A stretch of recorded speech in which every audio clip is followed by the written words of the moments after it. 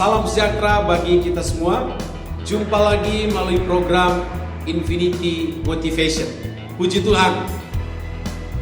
Yohanes pasal 3 ayat 16, firman Allah berkata, "Karena begitu besar kasih Allah akan dunia ini, sehingga Dia mengaruniakan putra tunggalnya, Yesus Kristus, supaya barang siapa yang percaya kepadanya tidak binasa, melainkan beroleh hidup yang kekal." Ya, Alkitab penuh dengan kisah-kisah mengenai kasih Allah. Memang manusia pernah terpisah dari Allah karena dosa dari Adam dan Hawa. Tetapi karena Allah adalah kasih adanya yang sungguh-sungguh mengasihi manusia, itu sebabnya Allah menjadi manusia di dalam Kristus Yesus. Dan untuk apa?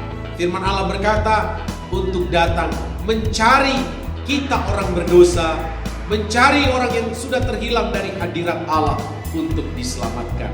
Itu sebabnya Alkitab berkata, Yesus datang untuk mencari dan menyelamatkan orang yang terhilang. Engkaukah yang terhilang itu? Ya, Yesus datang untuk menemuimu. Yesus datang untuk mencarimu dan untuk menyelamatkanmu. Sambutlah Dia, terimalah Dia, buka hati untuk Tuhan Yesus.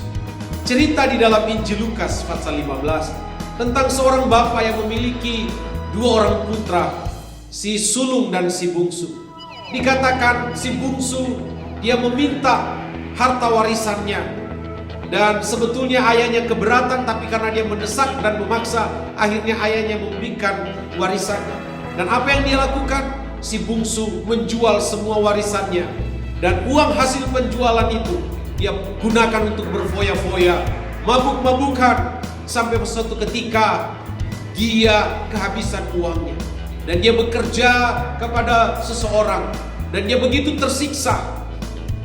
Namun pada suatu ketika dia sadar bahwa di rumah ayahnya ada begitu banyak makanan, dan dia memutuskan untuk kembali ke rumah ayahnya. Firman Allah berkata, ketika anak itu pulang, ternyata ayahnya sudah menanti. Sehingga ketika ayahnya melihat dari kejauhan anaknya pulang, ayahnya berlari menyambut anaknya. Dan ayahnya begitu bergembira, begitu bersukacita, karena anaknya yang hilang sudah kembali. Itulah sukacita sorga ketika ada satu orang berbalik kepada Tuhan. Dia tidak mau lihat latar belakang kita. Asalkan kita datang dengan kesungguhan, maka kasih Allah akan menerima kita apa adanya. Kasih yang kekal, kasih yang tidak bersyarat, itulah yang ditawarkan Allah di dalam Kristus Tuhan untuk saya dan saudara. Terimalah kasih itu, tinggallah di dalamnya, dan engkau akan melihat kemuliaan demi kemuliaan Tuhan. Haleluya, Tuhan Yesus memberkati.